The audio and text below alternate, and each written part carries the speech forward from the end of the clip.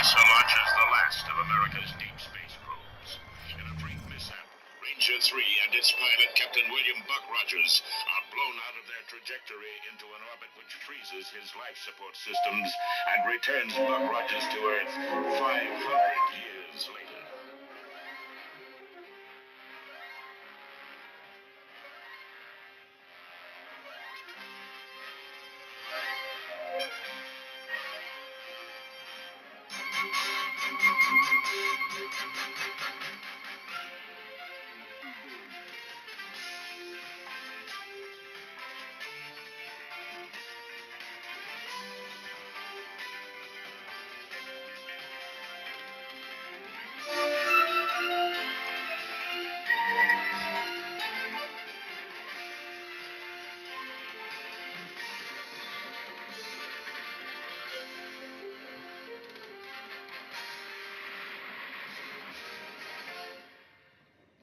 Ponies in space! What's up, gamers? As I say, right, I'd like to do a little shout out to the X-Men of the X-Mansion, Mr. Ribbit, Mr. Rulus, Mr. Bumpus, and Mr. Rowley. Dedicated some of these planets to you guys, and we have our own solar system as well, the X-Mansion. Hey, right, that's just for a little laugh, little joke there, lads.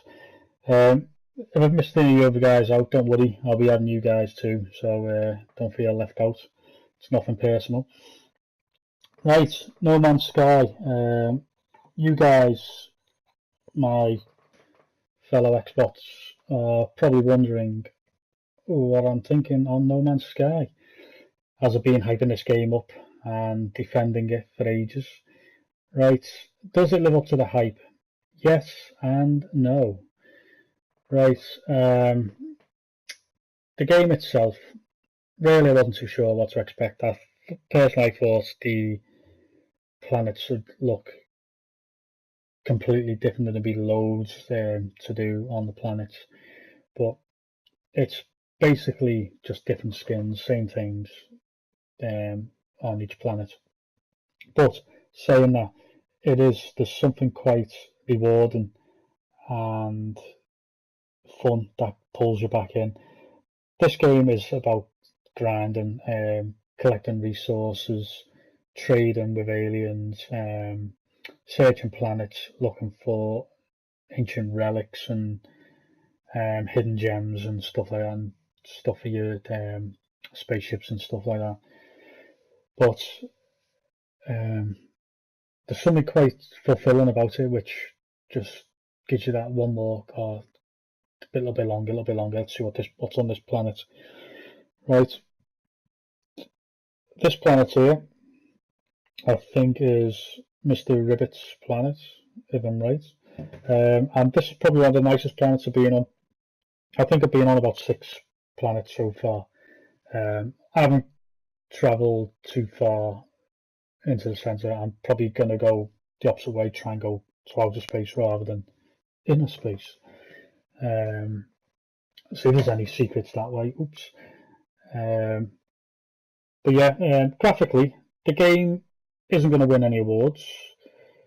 Some of the textures and pop-up are a little bit iffy at times, but then again, saying that, on some part, like on this game, I was like, whoa, this looks nice.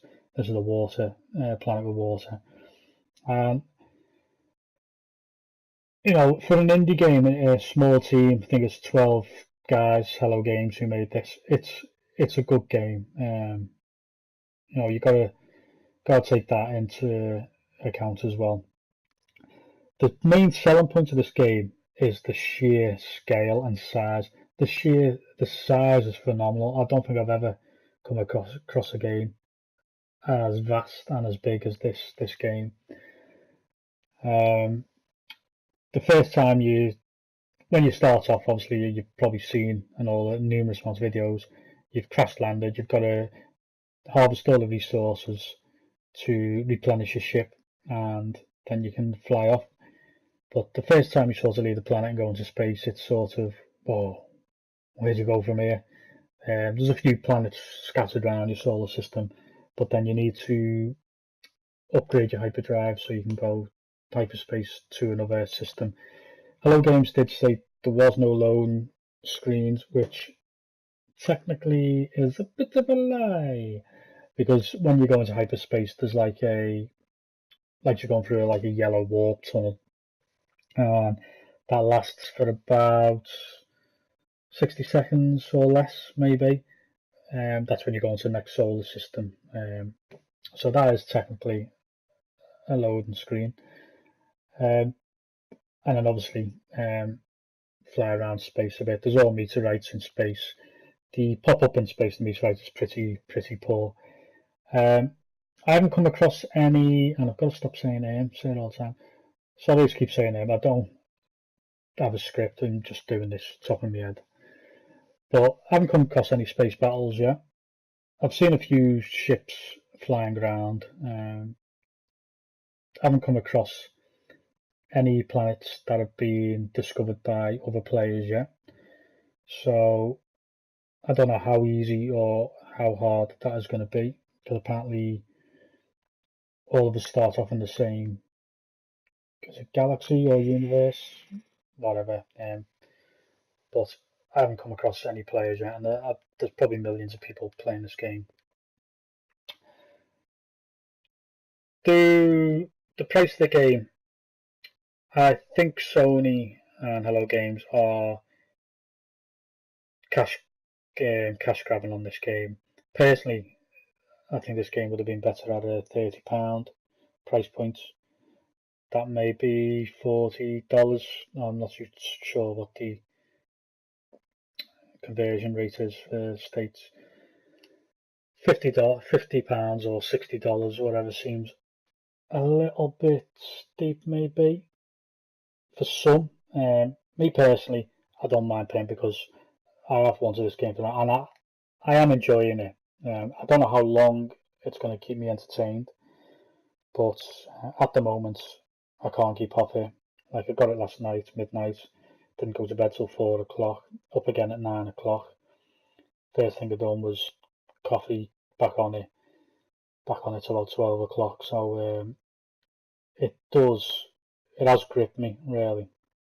I can't sort of explain what it is. It's, looking at videos, it doesn't look, I could see where people think it looks boring and crap, but there's something about it when you're actually playing the game that just keeps you going back for more and just going that little bit further. So when you land on a planet, obviously you're looking for outposts, you're looking for these ancient relics which help you learn the alien race and what have you. So you're searching that, you'll scan your radar, push down on L3, is it? And obviously it'll highlight anything in your vicinity. So you find yourself going further and further away from your ship, but then you've obviously got the natural elements to worry about. Some planets are too hot, some planets are too cold. Obviously there's water and oxygen, so you've got to keep an eye on your suit and stuff like that as well. And obviously the further you go away from your ship, you've got to go all the way back. There's no sort of teleporting back to your ship or calling your ship in, as far as I've seen. Yeah, I'm sure I've seen on some videos where you can call your ship to a landing pad.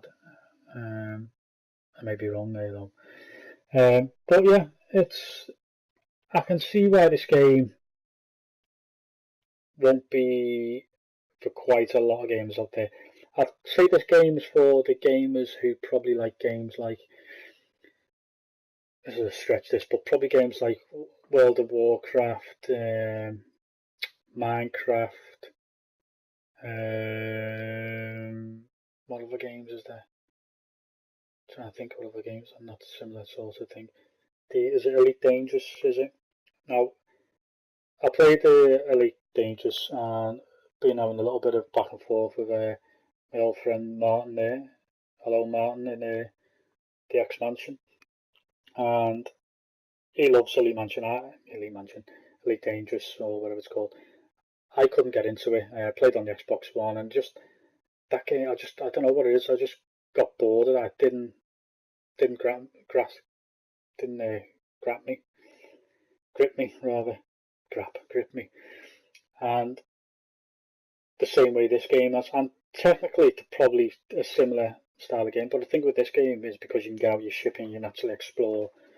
There's a bit of on foot shooting. Obviously, around the planets as well. You're looking for other animals. Some animals attack you, some don't, and it's good the range of animals. I'd like to see how many different variations this game can create. But all your elements on each planet seem to be popping up on every element. So it's gold, plutonium, iron. What else is there? Zinc. So there's all stuff like that, and they help charge up your suit, your gun, and your spaceship. Took me a while. Took me about an hour to get myself around the menus. Can be a little bit daunting at first, but once you get the hang of it, it's pretty straightforward. There's a hell of a lot of other collectibles in the game, which I quite haven't got my head around what they do and stuff yet. Like found a dagger, and I think these relics are mainly probably for selling to other alien races to get your money up. When you're in space, there's obviously spaceports, and in there's like a trading post. There's alien on there, and you can trade. They'll probably ask you like an alien question. You've got to guess what they're asking you, but obviously if you find these relics on the planets, they give you words of the alien language. So obviously the more you get, the more you'll be able to understand what the aliens are saying to you. Also as well, while you're in these spaceports, other spaceships will fly in and out, and you can trade with these aliens. You can buy the ships off them and stuff like that. So it has got sort of quite an in-depth sort of game mechanic to it as well. It isn't just exploring. I suppose it's quite a strategic game as well, because obviously there's the fact that the main focus of the game is to get to the centre of the universe or the galaxy, whatever it is. But for me, I'm going the opposite way. I'm going to go to outer space than the space. So I'll probably never ever get to the centre of the universe, because the sheer amount of time it takes to play this game and the scale of the game, I can't see me doing it. Plus, there's a hell of a lot more games coming out in the next few months. Xbox One S with Gears of War in October, looking forward to that, and then you've got Horizon and PlayStation Station VR. So yeah, it's gonna take a lot of my time, but I think this is a game I'll probably keep going back to when I'm, want to relax, had a few drinks, come in, buried, and just pop it on and get stuck into it. So I think this is a game I'll probably always go back to for when I just want to chill out or what have you. But that's pretty much all I have to say about the game. If you're thinking of buying this game, you haven't bought it yet, and you're not too sure whether it's for you, I'll say hang on for a week or two, because I reckon a lot of these games will be traded in fairly soon. So you'll probably pick it up half the price or cheaper anyway. So sorry I pressed the stop button there. Right, gonna end it there. Lost my train of thought there anyway. Well, I'll leave you to enjoy the rest of the video, and Mr. Bumpus, keep an eye out. I've saved your planet till the end. That's me out, and see you in the next one.